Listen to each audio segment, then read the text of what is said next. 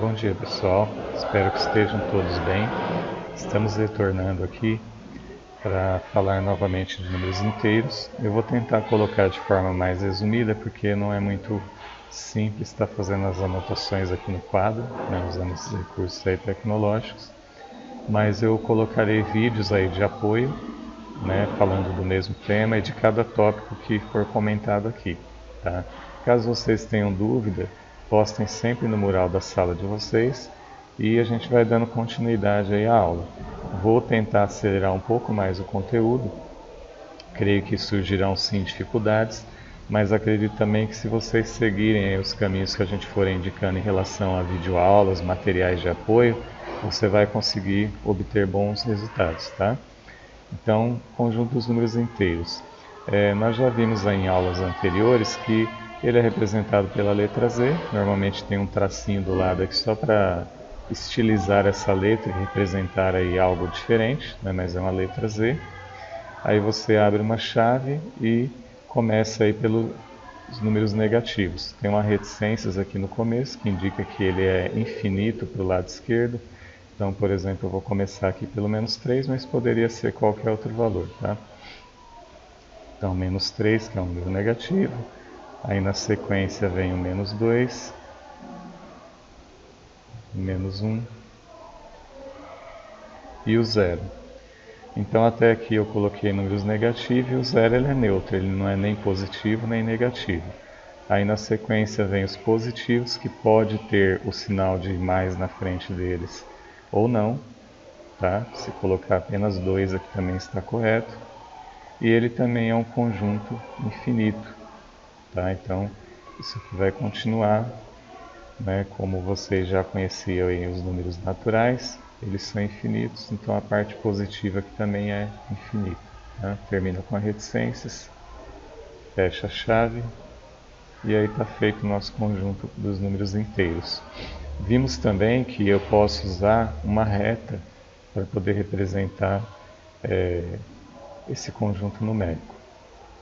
Tá? Então, a ideia que seria, você vai ficar tortinho, tá? Que eu não vou usar a ferramenta adequada, mas eu vou tentar aqui fazer o melhor para você entender, tá?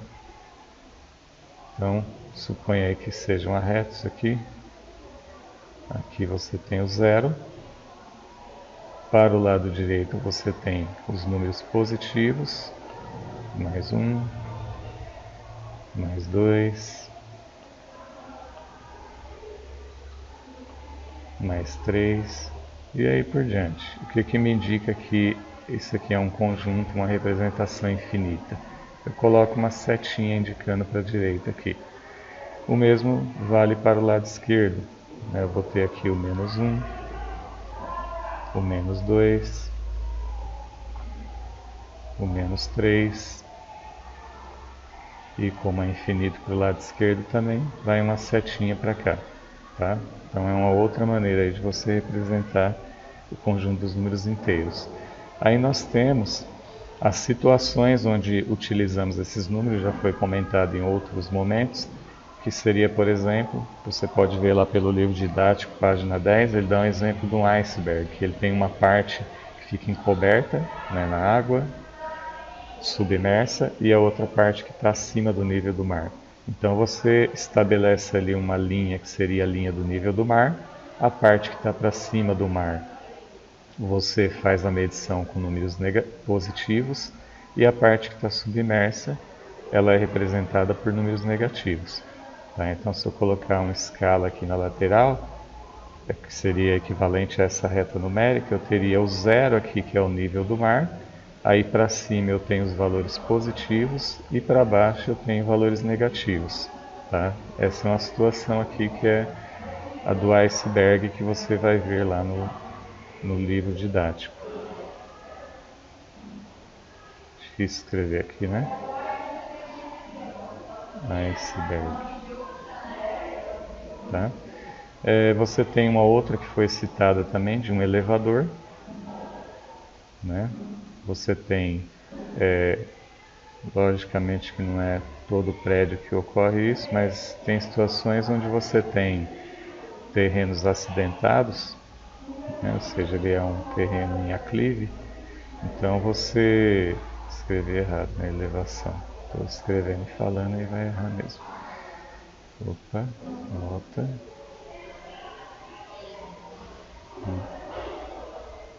Passar a borracha aqui que é mais fácil do que apagar tudo, né?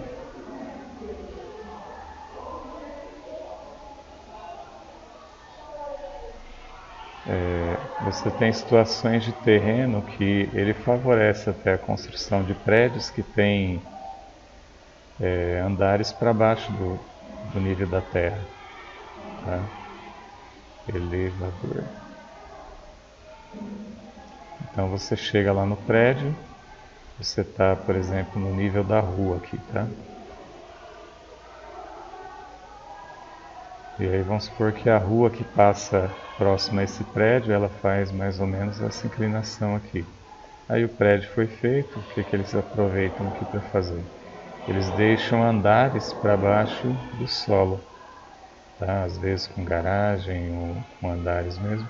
Então você teria, por exemplo, aqui um andar térreo, primeiro andar, segundo andar.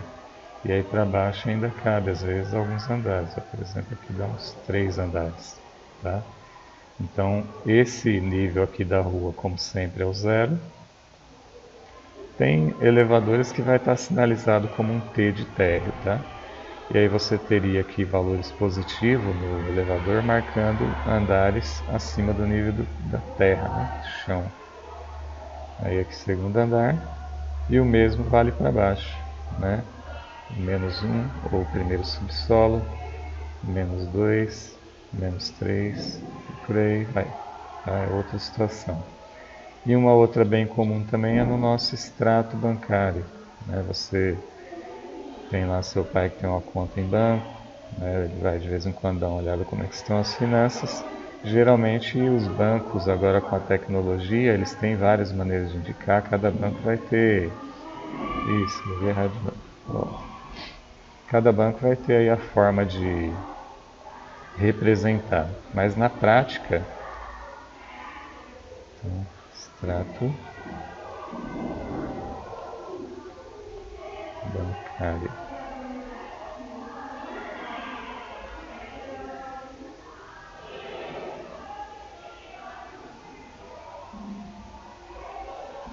Feio, mas é extrato bancário.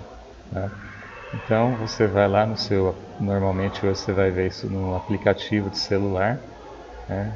Vai ao banco lá para poder olhar, e aí vai aparecer normalmente seu saldo e vai ter vários valores aqui, não vou marcar, mas o diferencial é você vai observar do lado direito ou esquerdo um sinalzinho de mais, sinal de menos, sinal de mais, ou seja, o que, que ele representa aqui? Os valores que vêm acompanhado desse sinal de mais, por exemplo, lá R$100, você recebeu aí da, sei lá, teu vizinho estava devendo e depositou R$100.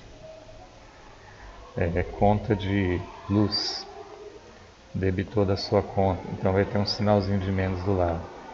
E aí por diante, tá? Ou seja, tudo que for crédito vem acompanhado de um sinalzinho de mais, o que é débito vem sinal de menos. Como hoje a gente tem diversos recursos aí tecnológicos, o que ocorre na prática é que às vezes você tem, ao invés do sinal, o valor aqui vem em azul quando é crédito, vermelho quando é débito. Então tem várias maneiras aí, mas são exemplos para você entender que é possível, né, fazer representações aí do dia a dia utilizando os nossos números inteiros. Tá? São exemplos de aplicações, ok? Bom pessoal, dando aí continuidade, nós falamos aí de aplicações, né, com os números inteiros. Falamos como que é composto, como que representa ele na reta numérica. Tá? Agora nós vamos falar de alguns outros conceitos, né, dentro do conjunto dos números inteiros. Então, por exemplo, nós podemos falar aí sobre... deixa eu ver... Vamos começar aqui por conceito de sucessor e antecessor. Tá? Então, sucessor... Deixa eu mudar a cor da letra aqui, senão não vai enxergar nada. Então eu tenho sucessor e antecessor de um número inteiro. Então é um conceito que você provavelmente já viu lá com os números naturais, só que muda alguma coisinha quando a gente está falando aí de números inteiros. Por quê? Porque quando nós temos aí números inteiros, principalmente a parte dos números negativos, às vezes eles nos levam a confundir. Né? Por exemplo, se eu coloco aqui o número menos 100, e aí eu quero saber quem é o antecessor, que é o que vem antes, e quem é o sucessor dele. Tá? Então a gente tem que ter algum cuidado aí na hora de pensar nesses valores, principalmente quando envolve os negativos. Então, menos 100. Eu tenho que sempre lembrar, eu costumo falar dessa forma para os alunos, que é fácil de lembrar. Para onde que está o zero aqui? Né? Se eu estou aqui no menos 100, então eu imagino o zero, ele está à minha direita. Ok? Então eu vou caminhando aqui, menos 100, menos 99. Ou seja, esses valores aqui, se eu olhar para o valor do número aqui com o sinal e tudo, esse aqui é maior do que esse daqui. Porque qual que é a ideia? Se o zero está aqui para a minha direita, em algum lugar, vou pôr aqui no alto só para apresentar, em algum lugar aqui ele está para a minha direita, então eu estou, quanto mais distante do zero eu estou, ou seja, mais à esquerda dele, menor eu sou. Então esse número aqui é menor do que o menos 99. E aí eu vou prosseguindo para cá até chegar no zero e passar para os positivos. Tá? E à medida que eu vou mais distante do zero, menor eu sou. Então, antecessor de menos 100, às vezes a gente é induzido aí a pensar em menos 99, mas é menos 101, porque ele vai estar mais distante do zero. Tá? Então, 100 menos 101, sucessor menos 100, menos 99. Tá? Então, para cá eu tenho sucessor, e para esse lado aqui, esquerda, eu tenho antecessor. Tá? Quando é um número positivo é mais tranquilo, né? Por exemplo, se eu tivesse aqui 1001. Aí como é positivo, a gente pensa rapidamente aí na resposta. 1001, sucessor, que vem depois, 1002. Antecessor, quem é que vem antes do 1001? É o 1000. Então percebeu que é mais tranquilo para a gente raciocinar quando são números positivos, tá? Lembrando que eu poderia ou não pôr o mais aqui, tá? Se tiver 100, a gente ainda assim sabe que ele é positivo, tá? Deixa eu arrumar esse mais aqui.